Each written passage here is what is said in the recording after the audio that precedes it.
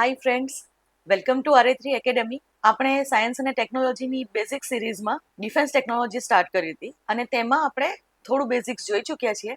હવે આજે આપણે DRDO વિશે જાણીશું. જીપીએસસીના સિલેબસમાં DRDO અને તેની સંસ્થાઓ, તેમની સિદ્ધિઓ અને કાર્યો, આ આપણો એક પોઈન્ટ છે. તો આ પોઈન્ટ વિશે ક્વેશ્ચન પૂછાઈ શકે છે. પ્રિલિમ્સ માટે તો ઇમ્પોર્ટન્ટ છે જ, પણ આ મેઇન્સ માટે પણ ઇમ્પોર્ટન્ટ ટોપિક થઈ શકે છે.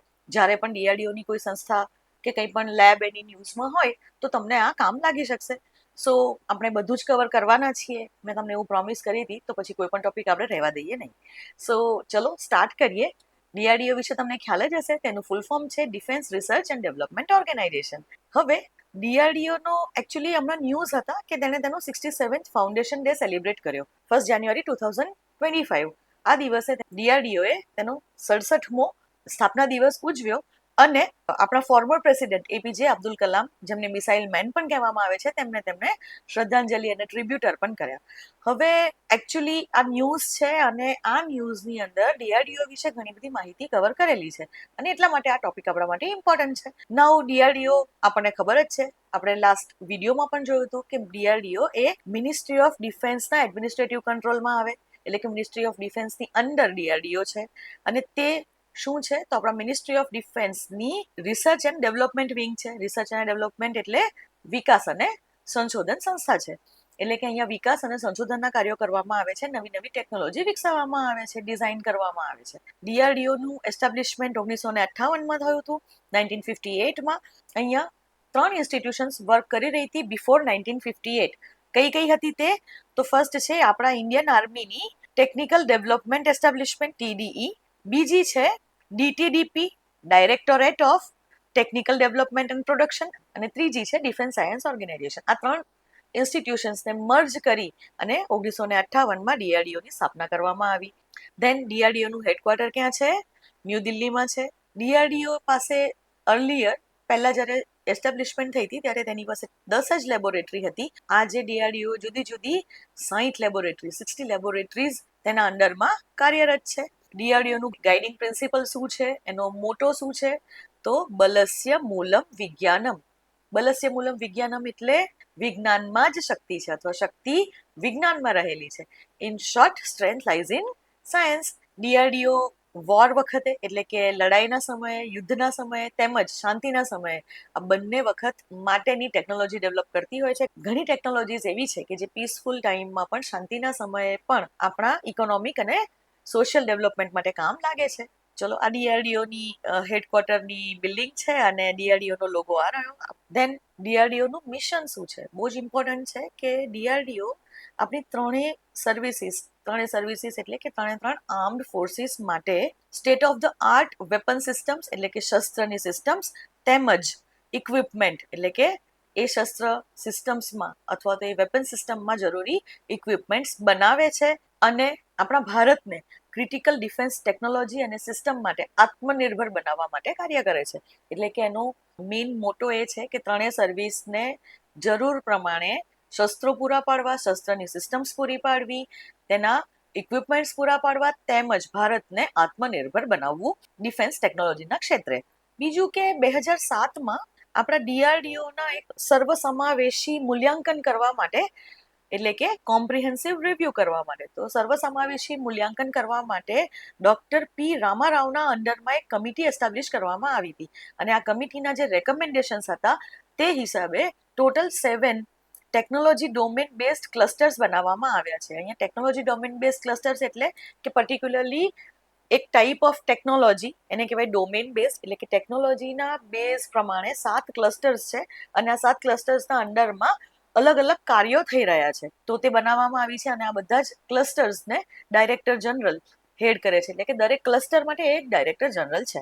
હવે આપણે આ 7 ટેકનોલોજી ડોમેન ક્લસ્ટર્સ કયા કયા છે તે જોઈશું. તો ફર્સ્ટ છે એરોનોટિક સિસ્ટમ, એરો કહેવાય છે તેને. આ શું બનાવે છે? Unmanned aerial vehicles. Unmanned aerial vehicles વિશે તમને ખબર જ હશે, ડ્રોન્સ. તો ડ્રોન્સ બનાવવાનું કામ અહીંયા કરે છે. ડ્રોન્સ માટેની ટેકનોલોજી વિકસાવે છે આ. ધેન એરોસ્ટેટ્સ એટલે શું? તો જુઓ આ નીચે આ બલૂન જેવું દેખાય છે ને, ઘણી વખત તમે જોતા હશો કે કોઈ જગ્યાએ કોઈ ઇવેન્ટ હોય કે કંઈક મોટું કંઈક ઓર્ગેનાઇઝ થયું હોય તો તે વખતે હવામાં એક બલૂન લટકતો હોય છે, એક રોપની મદદથી, એક દોરડાની મદદથી આપણે એને તરતો મૂકતા હોય છે કે જેથી લોકેશન આઈડેન્ટિફાઈ થઈ શકે. અહીંયા ડિફેન્સમાં આવા એરોસ્ટેટનું કામ શું? તો ડિફેન્સની અંદર આવા એરોસ્ટેટ્સની અંદર રડાર્સ હોઈ શકે છે. સપોઝ કોઈ એરિયા છે કે જે ખાડાવાળો છે, તો એ જગ્યાએથી તમે બીજી બાજુ જોઈ શકો નહીં અને ગ્રાઉન્ડ બેઝડ સ્ટેશનના બિલ્ડિંગ્સ કેટલા ઊંચા કરી શકો કે જેનાથી તમે રડાર ઉપર મૂકી શકો. તો તે વખતે આવા એરોસ્ટેટ્સની અંદર રડાર્સ મૂકવામાં આવે છે જેનાથી આપણે સર્વે ઇઝીલી કરી શકીએ. તેના સિવાય કે ઇમ્પોર્ટન્ટ લોકેશન્સ હોય સપોઝ ડીઆરડીઓના કે આપણા ડિફેન્સ એસ્ટાબ્લિશમેન્ટના, તો એ જગ્યાએ જો ઇન્ટરનેટ સર્વિસીસ પ્રોવાઈડ કરવી હોય તો પણ આ એરોસ્ટેટની મદદથી પોસિબલ છે. પ્લસ કમ્યુનિકેશન માટે પણ આવા એરોસ્ટેટ્સનો ઉપયોગ કરવામાં આવે છે. આમાં કમ્યુનિકેશન ઇક્વિપમેન્ટ હોય કે જે એક જગ્યાએથી બીજી જગ્યાએ માહિતીનું આપલે કરી આપશે. સો એરોસ્ટેટ્સ આપણી એરોનોટિક સિસ્ટમ એરો બનાવે છે અને એના સિવાય એના રિલેટેડ જે કંઈ પણ ટેકનોલોજીસ હોય તે ડેવલપ કરે છે. દેન બીજું છે missiles and strategic weapon systems, MSS. તો એ શું બનાવશે? મિસાઇલ સિસ્ટમ્સ બનાવશે. અને મિસાઇલ સિસ્ટમ્સનો મતલબ શું?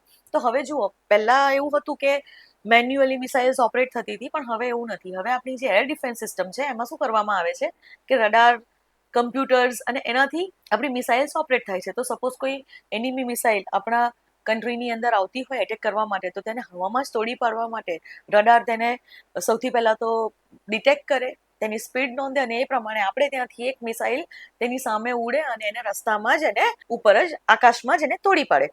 તો આ સિસ્ટમ્સ આખી એક ડેવલપ કરવી એને કહેવાશે મિસાઇલ સિસ્ટમ્સ. એટલે કે મિસાઇલ તો ડેવલપ કરે જ, તેને સંલગ્ન ટેકનોલોજીસ, તેને સંલગ્ન બીજા ઇક્વિપમેન્ટ્સ પણ અહીંયા ડેવલપ થશે મિસાઇલ સિસ્ટમ માટેના. આની અંદર કઈ કઈ વસ્તુ થશે? તો લોંગ અને શોર્ટ રેન્જ મિસાઇલ્સ, એટલે કે ટૂંકા રેન્જની અથવા લાંબા અંતરની મિસાઇલ્સ ડેવલપ કરવામાં આવે છે અને એની રિલેટેડ ટેકનોલોજીસ જે કંઈ પણ હોય તે ડેવલપ કરવામાં આવે છે.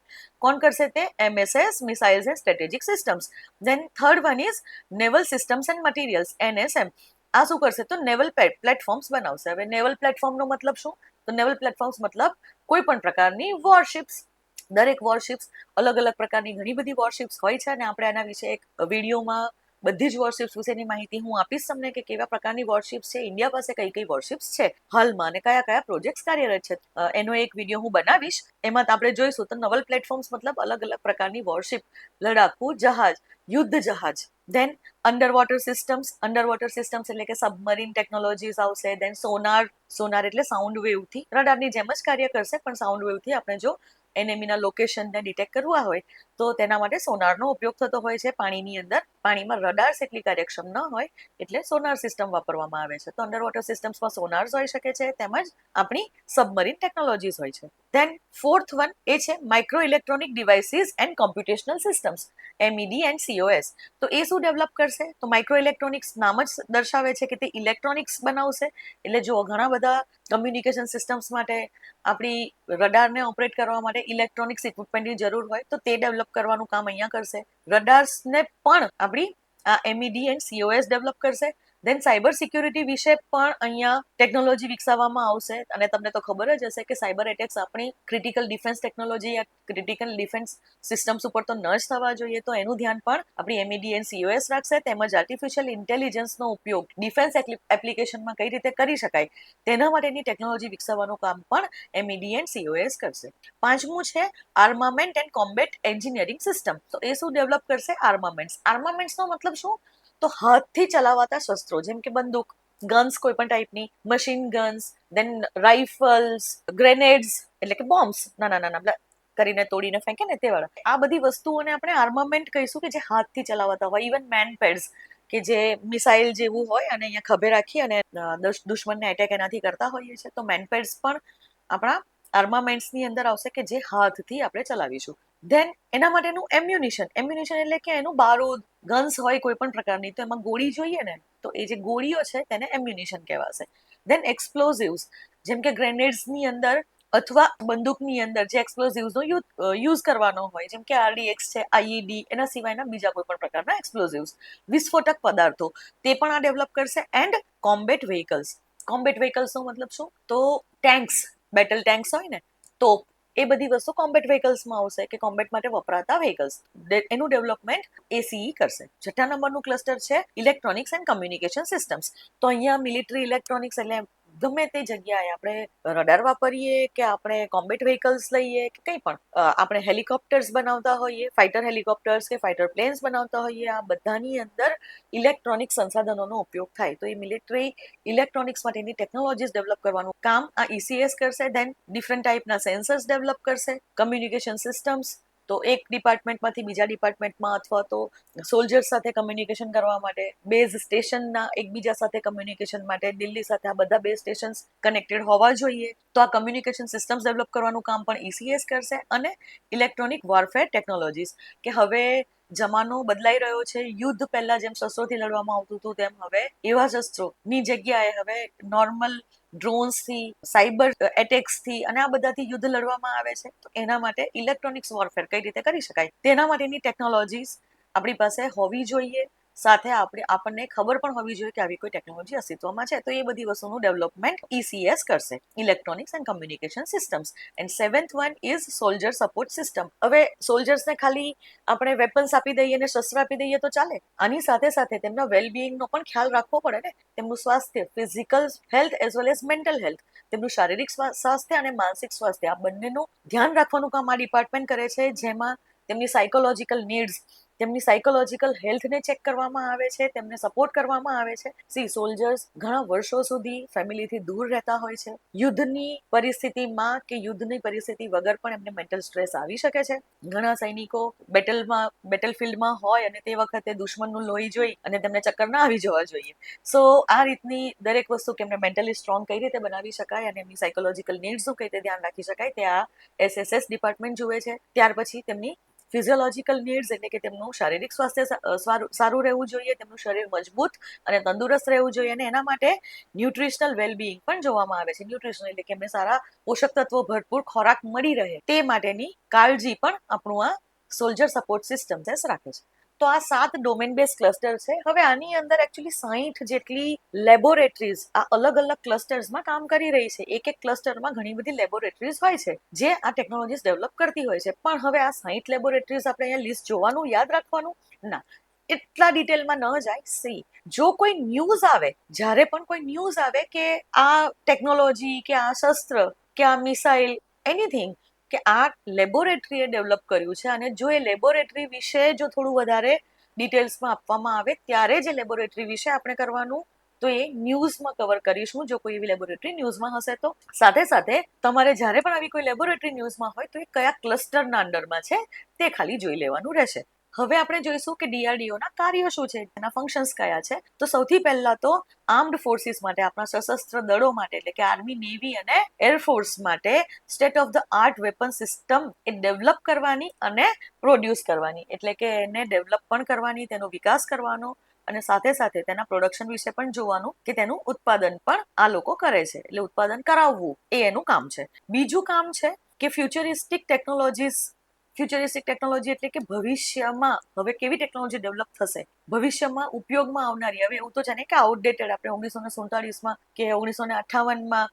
કે 1960s 1990sમાં જે વેપન્સ યુઝ કરતા હતા તે વેપન્સ આજે પણ કામ લાગે જરૂરી નથી. કેમ કે હવે યુદ્ધના માહોલ બદલાઈ રહ્યા છે, યુદ્ધની મેથડ્સ બદલાઈ રહી છે અને તે પ્રમાણે હવે નવી નવી ટેકનોલોજી આપણે વિકસાવવી જરૂરી છે. અને તેથી કેવા એરિયાઝમાં, જેમ કે નવી નવી મિસાઇલ્સ, નવા પ્રકારની મિસાઇલ્સ, ધેન આર્મામેન્ટ્સ, અલગ અલગ પ્રકારની ગન્સ, કોઈ પણ પ્રકારની ગન્સ, ધેન ઇલેક્ટ્રોનિક્સ, નવા ટાઈપના ઇલેક્ટ્રોનિક્સ ઉપકરણો અને કોમ્બેટ વ્હીકલ્સ, આ બધામાં ફ્યુચરિસ્ટિક ટેકનોલોજી કે ભવિષ્યમાં હવે જ્યારે યુદ્ધ થાય તો તેમાં કામ લાગે તેવી ટેકનોલોજી વિકસાવવાનું કામ પણ આ ડીઆરડીઓનું છે. ધેન ઘણા બધા થ્રેટ્સ અથવા ઘણી બધી ટાઈપની મુસીબતો, ઘણા બધા ટાઈપના એટેક્સ થઈ શકે છે ઇન્ડિયા ઉપર, જેમ કે એનબીસી થ્રેટ. એનબીસી થ્રેટનો મતલબ છે ન્યુક્લિયર, બાયોલોજીકલ અને કેમિકલ વેપન્સથી થતા એટેક્સ. ન્યુક્લિયર એટેક તો તમને ખબર જ છે કે ન્યુક્લિયર બોમ્બથી આપણા પર એટેક થાય. બાયોલોજીકલ વેપન્સ મતલબ લેટ્સ સે કોરોના વાયરસ, કોઈ વાયરસ કે કોઈ વિષાણુ તમે ક્રિશ 3 મૂવી જોયું હશે ને, એમાં કાલે પેલા વાયરસથી એટેક કર્યો હતો ને ઇન્ડિયા પર, બસ એ ટાઈપનું એને કહેવાય બાયોલોજીકલ વોરફેર અથવા બાયોલોજીકલ વેપન. એટલે કે કોઈ પણ જીવોનો ઉપયોગ કરીને જો એક સાથે આખા દેશની કે આપણા સૈનિકોને બીમાર કરી નાખવા માટે જો એટેક થાય તો એને બાયોલોજીકલ વોરફેર કહેવાશે, બાયોલોજીકલ એટેક કહેવાશે. અને કેમિકલ એટેક એટલે કે કોઈ ઝેરી ગેસ કે એવા કોઈ કેમિકલ્સ કે જે બેહોશ કરી નાખે એવા કોઈ કેમિકલ્સથી જો એટેક કરવામાં આવે તો તેને કેમિકલ એટેક્સ કહેવાશે. તો આ ટાઈપના કોઈ પણ એટેક્સ હોય, થવાના હોય, ભવિષ્યમાં જો થઈ શકે છે જ. અને આવા એટેક માટે કાઉન્ટર મેઝર્સ પહેલેથી જ આગોતરા પગલાં લેવા કે એને અટકાવવા માટે આપણે શું કરીશું, તો અટકાયતના પગલાં પણ ડીઆરડીઓ લેશે.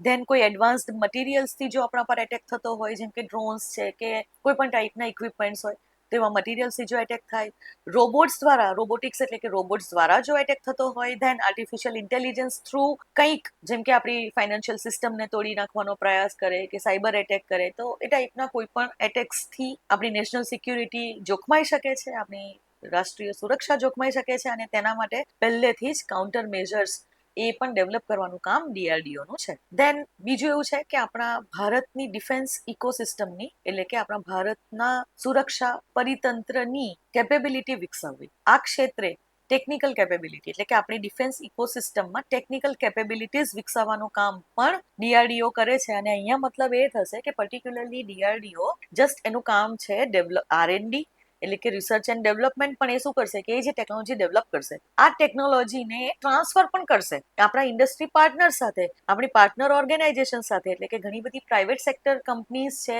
તથા ડિફેન્સ પીએસયુઝ છે. આ બધી ડિફેન્સ પીએસયુઝને ટેકનોલોજી ટ્રાન્સફર કરી અને આપણી ડિફેન્સ કેપેબિલિટી વધારવાનું કામ પણ ડીઆરડીઓનું છે. ધેન ડિફેન્સ ટેકનોલોજી, કી ડિફેન્સ ટેકનોલોજીસ છે અમુક, જેવી કે મિસાઇલ ટેકનોલોજી, જેવી કે એરક્રાફ્ટ ટેકનોલોજી. એરક્રાફ્ટ એટલે ફાઇટર પ્લેન્સ અને ફાઇટર એટલે કે ફાઇટર જેટ્સ અને ફાઇટર હેલિકોપ્ટર. તો ફાઇટર પ્લેન્સ અને ફાઇટર હેલિકોપ્ટર એ પણ આપણી કી ડિફેન્સ ટેકનોલોજીસ કહેવાશે. પછી સબમરીન્સ છે, વોરશિપ્સ છે, આ બધી જ ટેકનોલોજીને કી ડિફેન્સ ટેકનોલોજી કહેવાય. બેટલ ટેન્ક્સ છે, તો આવી જે ટેકનોલોજીસ છે, radar technology, air defence systems, તો આ બધી કી ડિફેન્સ ટેકનોલોજીમાં એકચ્યુઅલી આત્મનિર્ભરતા હાંસિલ કરવી તે પણ ડીઆરડીઓનો એક ઉદ્દેશ્ય છે, એક કાર્ય છે. પણ આ બધા કાર્યમાં શું ડીઆરડીઓને કોઈ ચેલેન્જીસ છે, કોઈ પડકારો છે?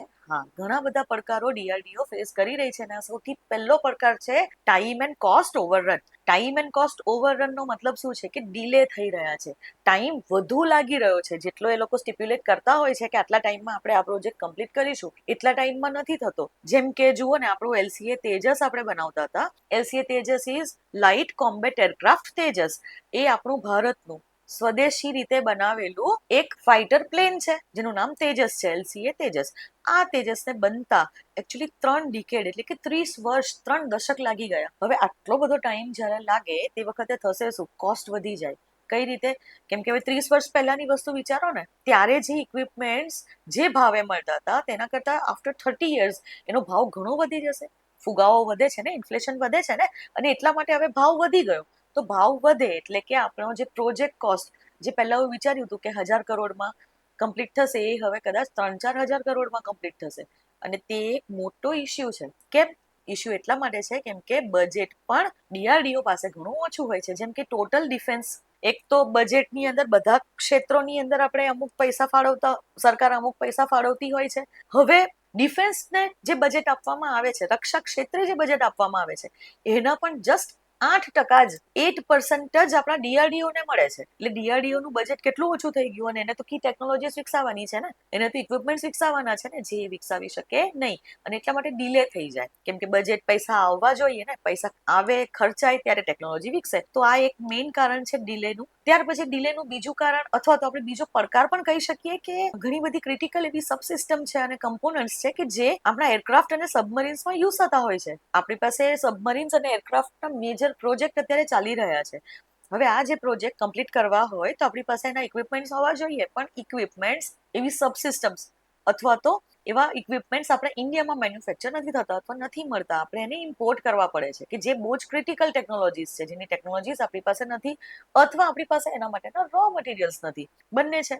સો આના લીધે પણ એક તો ડીલે થતો હોય છે, ટાઈમ લાગે છે, પ્લસ ઇમ્પોર્ટ બિલ વધે, આપણો ખર્ચો વધારે થાય. ધેન બીજું છે કે સેમિકન્ડક્ટર અને ચિપ્સ માટે હજી પણ આપણે કોના પર ડિપેન્ડન્ટ છે? મેજોરિટી ચાઇના ઉપર. અને તમને ખબર જ હશે કે હમણાં કોવિડ પછી સપ્લાય ચેઇન મેનેજમેન્ટમાં ઘણા ઇસ્યુ હતા અને એના કારણે આપણે એવું જોઈએ છે કે આપણી ઓટોમોબાઈલ સેક્ટરમાં પણ કાર્સ ડિલે થઈ રહી છે. કેમ કે ચિપ્સ નથી મળી રહી, સેમી કન્ડક્ટર્સ નથી મળી રહી. અહીંયા તો ઇલેક્ટ્રોનિક્સ છે ને, તો ત્યાં સેમી કન્ડક્ટર અને ચિપ્સનો ઘણો ઉપયોગ થશે અને એટલા માટે આપણે ઇલેક્ટ્રોનિક્સના ક્ષેત્રે સેલ્ફ રિલાયન્સ એટલે કે આત્મનિર્ભરતા હાંસિલ નથી કરી શકતા. આ એક બહુ જ મોટો પડકાર છે. એટલે કે પેલા ક્રિટિકલ સબસિસ્ટમ અને કમ્પોનન્ટ્સ આપણી પાસે નથી હોતા, જે આપણે આયાત કરવા પડે છે. સેમી કન્ડક્ટર અને ચિપ્સ પણ આપણે આયાત કરવી પડે છે અને એમાં જો ડિલે થાય અથવા તો એનો જે ભાવ વધી જાય તો આપણને તકલીફ પડે. એ આપણા ડીઆરડીઓ માટે ઘણો મોટો પડકાર છે. ત્યાર પછી ઇન્ફ્રાસ્ટ્રક્ચર બોટલનેક્સ, જેમ કે ઇન્ફ્રાસ્ટ્રક્ચર આરએનડી માટે નવા પ્રયોગો કરવા પડે અને આ પ્રયોગો કરવા માટે નહીં માળખાગત સુવિધાઓનો આપણા ભારતમાં હજી પણ અભાવ છે. નો ડાઉટ ડીઆરડીઓ એ ઘણો પ્રોગ્રેસ કર્યો છે. 60 જેટલી laboratory state of the art વિકસાવી છે. આપણે ઘણી એવી ટેકનોલોજીસ વિકસાવીએ છીએ કે જે બીજા કોઈ દેશ પાસે નથી હોતી. આપણે એ વસ્તુ કરી છે. જેમ કે આપણું LCH પ્રચંડ એટલે કે આપણું લાઇટ કોમ્બેટ હેલિકોપ્ટર પ્રચંડ, એ 5000 મીટરની ઊંચાઈએ પણ ટેક ઓફ અને લેન્ડિંગ કરી શકે છે અને તે પણ સૈનિકો અને શસ્ત્રોના અને ફ્યુઅલના લોડ સાથે એટલે કે વજન સાથે તે લેન્ડિંગ અને ટેક ઓફ કરી શકે. 5000 મીટરની ઊંચાઈએ એવું એ વિશ્વનું એકમાત્ર હેલિકોપ્ટર છે. તો નો ડાઉટ ડીઆરડીઓની સિદ્ધિઓ પણ ઘણી છે અને એણે ઘણું બધું વિકસાવ્યું છે, પણ તેમ છતાં હજી પણ જરૂર છે. હવે જે નવી ટેકનોલોજીસ વિકસી રહી છે, વોરફેરની નવી ટેકનોલોજીસ જે વિકસી રહી છે, તેના માટે હજી ઇન્ફ્રાસ્ટ્રક્ચરનો અભાવ છે અને એ પણ ડીઆરડીઓ માટે એક પડકાર છે.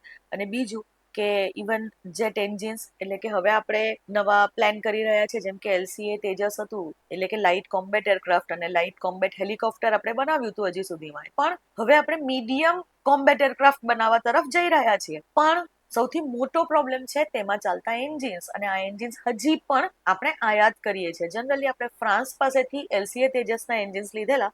આ જ પ્રમાણે હવે આપણે જો મીડિયમ એરક્રાફ્ટ બનાવવા હોય કે આગળ કોઈ પણ પ્રકારના એરક્રાફ્ટ બનાવવા હોય તો એન્જિન ટેકનોલોજી આપણી પાસે નથી અને એ પણ એક મોટો કન્સ્ટ્રેન્ટ્સ છે કે ડીઆરડીઓ માટે એક ચેલેન્જીસ છે. તો હવે આગળ શું કરી શકાય? કંઈ નહીં, સૌથી પહેલા તો ડિફેન્સ ઇન્વેસ્ટમેન્ટ વધારવા જોઈએ. ડિફેન્સ બજેટ વધવું એ થોડું ટ્રિકી કામ છે અને એટલા માટે ડિફેન્સ ઇન્વેસ્ટમેન્ટ જેમ કે પ્રાઇવેટ ઇન્વેસ્ટમેન્ટ અહીંયા વધે તો ઘણું સારું એવું થઈ શકે છે. અને આપણે જોઈએ છે કે વિશ્વના ઘણા દેશો છે, જેમ કે USA છે, યુરોપિયન કન્ટ્રીઝ છે, ત્યાં ડિફેન્સ સેક્ટરમાં પ્રાઇવેટ કંપનીઝ ઘણું બધું ઇન્વેસ્ટ કરે છે અને જેના કારણે ખાસું ફાસ્ટ ડેવલપમેન્ટ ત્યાં ડિફેન્સ ટેકનોલોજી રિલેટેડ થતું હોય છે. તો અહીંયા પણ આ જ વસ્તુ છે કે પ્રાઇવેટ સેક્ટર પાર્ટિસિપેશન વધારવું જોઈએ અને ઇન્વેસ્ટમેન્ટ ડિફેન્સમાં વધારે થવું જોઈએ. ધેન ડિફેન્સ સ્ટાર્ટઅપ્સને દરેક ટાઈપનો ટેકનિકલ, ઇન્ફ્રાસ્ટ્રક્ચરલ આ દરેક સપોર્ટ આપવો જોઈએ. એ લોકોને ડીઆરડીઓની લેબ્સ છે તેનો ઉપયોગ કરવા દેવો જોઈએ, જેમ કે ઇન્ફ્રાસ્ટ્રક્ચર એક્સેસ એમને મળવો જોઈએ. ડીઆરડીઓની ટેસ્ટિંગ ફેસિલિટીઝનો તે ઉપયોગ કરી શકે એના માટેનો સપોર્ટ પણ તેમને પ્રોવાઈડ કરવો જોઈએ. ધેન ડિફેન્સ આરએનડી, મેન્યુફેક્ચરિંગ અને ટેસ્ટિંગ આ ત્રણેય માટે વર્લ્ડ ક્લાસ ઇન્ફ્રાસ્ટ્રક્ચર તૈયાર કરવું જોઈએ. ધેન ડિફેન્સ PSUsમાં હવે રિફોર્મ લાવવા જોઈએ.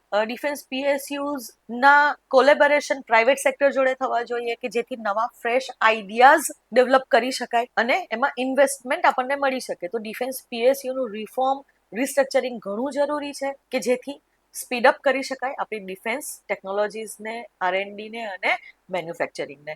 Than industry academia collaboration, particularly defence સેક્ટરમાં ટેલેન્ટને એટ્રેક્ટ કરવા માટે, એટલે કે ડિફેન્સ સેક્ટરની અંદર આપણા વધુમાં વધુ યુવાનો રસ લે અને આ સેક્ટરની અંદર પોતાનું યોગદાન આપે તેના માટે પર્ટિક્યુલરલી ડિફેન્સ ઇન્ડસ્ટ્રી અને એકેડેમિક ઇન્સ્ટિટ્યુશન્સ એટલે કે આપણી યુનિવર્સિટીઝ સાથે કોલેબોરેશન થવું જોઈએ. જેટલા યુવાનો આ ડિફેન્સ સેક્ટરની અંદર પાર્ટિસિપેટ કરશે તેટલા જ આપણે ટેકનોલોજીકલી આગળ વધી શકીશું. સો ડીઆરડીઓ માટે આટલી ઇન્ફોર્મેશન ઇઝ ઓકે.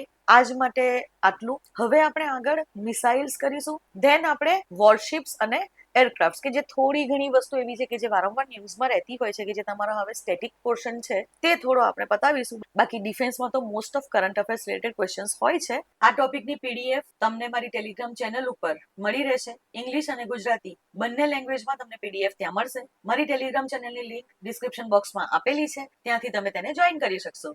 મારી ચેનલને હજી સુધી સબસ્ક્રાઇબ ના કરી હોય તો પ્લીઝ સબસ્ક્રાઇબ કરો. મારા વિડીયો જો ગમતા હોય તો તેમને લાઈક કરો અને શેર કરો. સો આજ માટે આટલું. Thank you. બાય.